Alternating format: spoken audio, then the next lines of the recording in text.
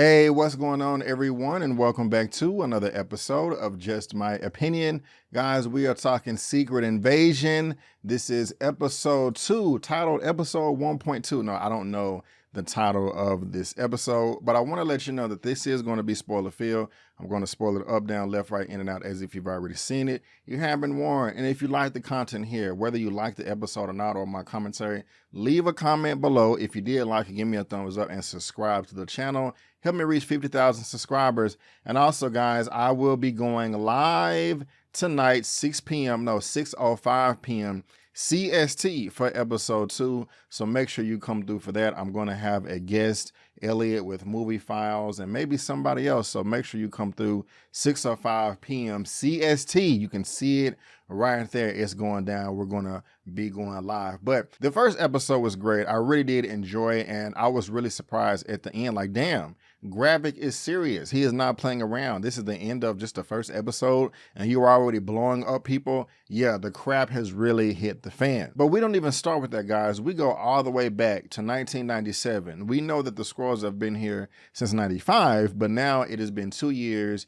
and we are finally meeting Gravik. And some people last week were speculating like, hey, is Nick Fury getting on with Skrulls? Does he have some type of Skrull child somewhere? Could it be Gravik? I think we now have the answer to that question. I think the answer is no, because Gravik looks like he's about a teenager, or I don't know, at least 10 years old. And you really can't even tell because this is a Skrull. We found out first episode that Talos is not even hit 40 years and he's 136. So I really can't even scale that. So I'll take that back. But he does look of age. And so I don't think that Gravik is the son of Nick Fury. But we see the pledge, guys. We see how everything starts off. Hey, you help us keep our planet safe, and me and Carol Danvers will find you a home. And that is where the relationship starts. And Soren, the mother of Gaia, comes and they transform and submit and all of that. And we also get to see how they greet each other, how they hug each other. They put their foreheads on, towards the other one. And that's how they greet each other, show love, compassion, and those type of things. And so that's quite interesting right there. Now, what I feel that not just the show, but the MCU needs to do is take its time in explaining what the Skrulls have been doing this whole time since they've been here for like 30 plus years or so, or just like right at 30 years. Because I think right now in the timeline, we're in the year 2025. So yeah, they've been there 30 years. Because in Endgame, Avengers Endgame, they did explain what Doctor Strange's people was doing, or the Sorcerer Supreme. Doctor Strange wasn't the Sorcerer Supreme at that time, but the Sorcerer Supreme was around at that time. The white lady, Tilda Swinton, she was up on the roof blasting the aliens, the Chitauri, off the roof. So what was the Skrulls doing that time? What was the Skrulls doing during Ultron?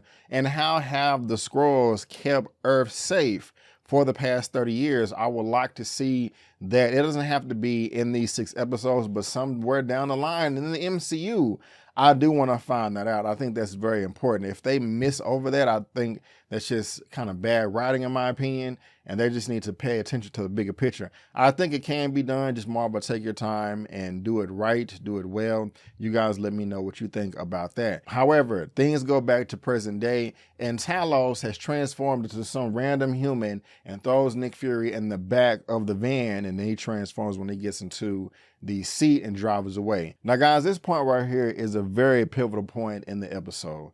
The crap really hits the fan. We really see how large the threat is on Earth of these Skrull invaders. We found out that there is at least 1 million Skrulls on the planet. Wow. That is a hard pill to swallow right there. That has been coming in year after year after year after year since 1995. Nick Fury is pissed, as I would be. I mean, he let Talos have it. And Talos want to give the excuse talking about, well, hey, you disappeared for years. You was up on the ship. You was up on Saber. Yeah, he was up on Saber after he got blipped. That was after 2018, 2019. What was going on all before that? You telling me, Talos, that all the million Skrulls that are on Earth now came after the blip? Then, okay, I can somewhat understand, but no, that's not a good excuse. If Nick Fury was gone for 20, 25 plus years, then that argument will make sense. But no, you should have communicated. And Nick Fury is pissed off. He talking about, man, hopefully, I thought with your help that the humans and the Skrulls could coexist on the planet. He's like, bro, we can't even get along with ourselves. We've been fighting amongst each other since we can stand upright. This planet is not patient and tolerable enough for another species. And it was pretty heated. He kicked them off the train. I love that right there. But y'all, we're not going to be able to clean this up in 6 episodes. We're not. The Skrulls are here. They are here to stay, and they're not going anywhere for a long ass time. Like, this is crazy. This is scary. This is scary. And later on in the episode, when we found out that the Prime Minister of the UK is a Skrull, because Gravik had the meeting, when Rhodey was talking to her at the council, that was a Skrull, and Rhodey didn't even know. So this is quite interesting. So this next part right here is Gaia and Gravik. They go to the council meeting. And Gravik is doing all of his, sticking out his chest and all of that. And he ends up being the whole general, the whole leader of the Skrulls. The NATO guy gets chopped in the throat with a karate chop. He lost all his power.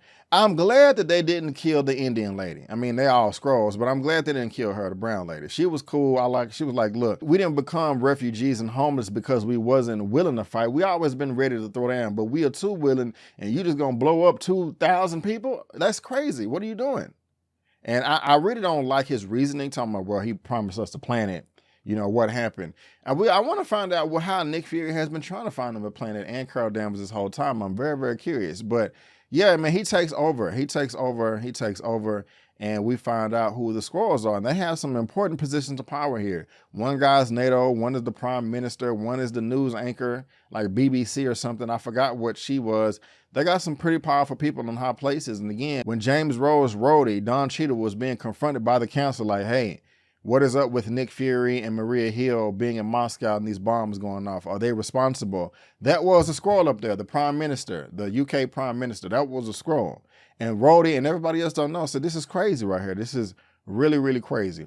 But right after that, and going even back, it was just funny. Like, he was like, look, they had all the evidence, like, you know, look, this is alleged, these are allegations. We got to run it through our own database. We're not going to accept y'all stuff. But y'all, this right here was another pivotal point in the episode.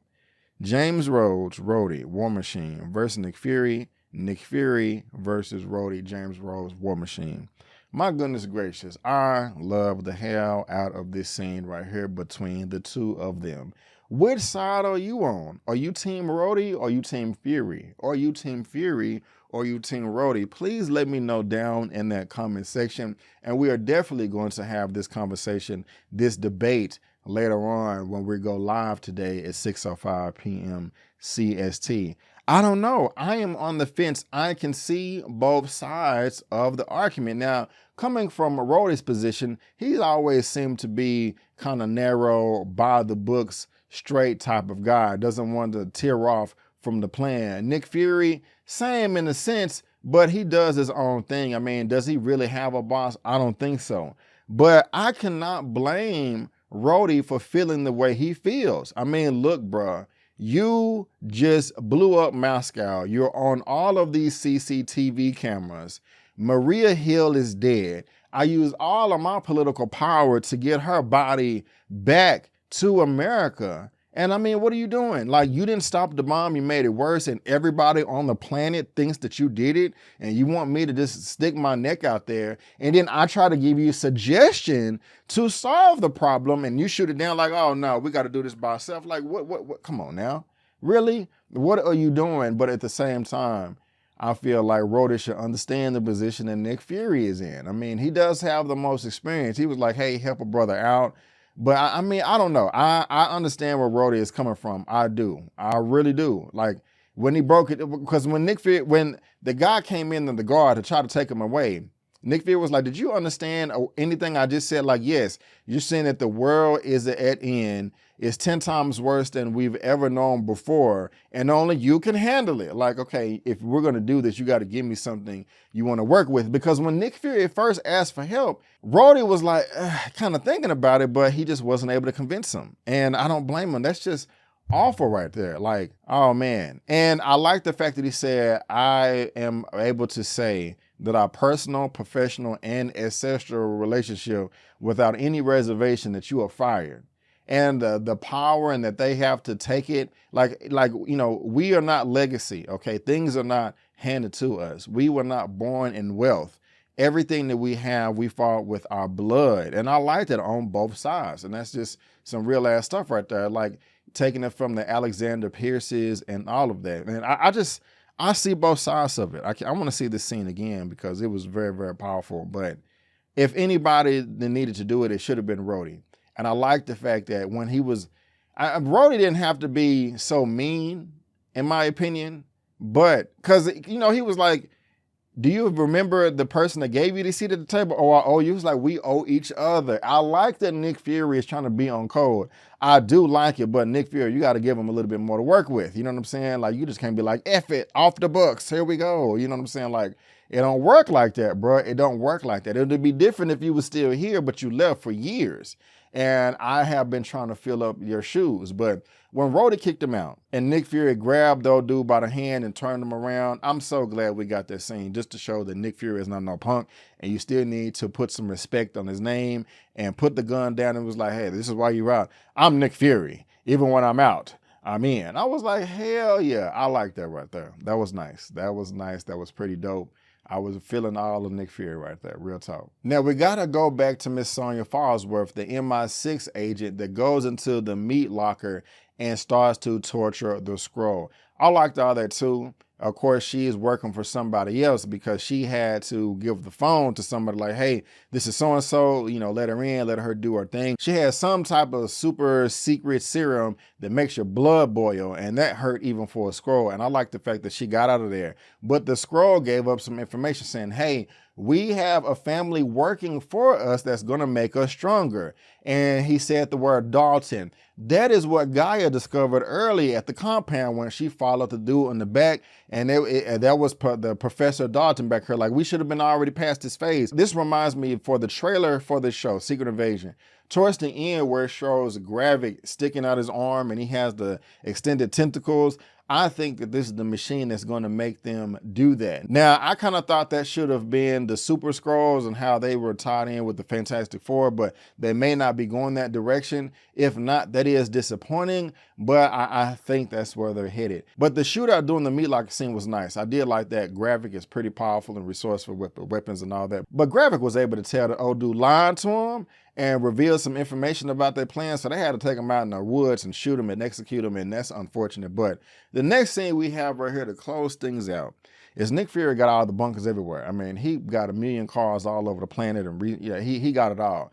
But he goes and he gets in this little Range Rover G-Wagon, whatever it was, SUV, and he rides to a house, and it's a black woman, and that is his lover baby. But before he goes in there, she is a Skrull. Now, we got to think about this, and I didn't realize this the first time I saw it.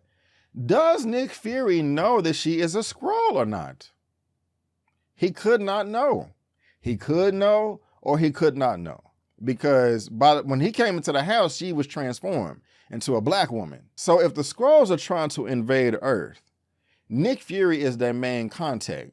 He could have really fallen in love with a black woman. They found out and did the duplication thing and copied her, and she off somewhere. Also, y'all, they said that one of the guys said like, hey, Gravik has given me multiple locations for the harvest and they're all empty. That's what the Dr. Dalton was saying, or that's what they was talking about.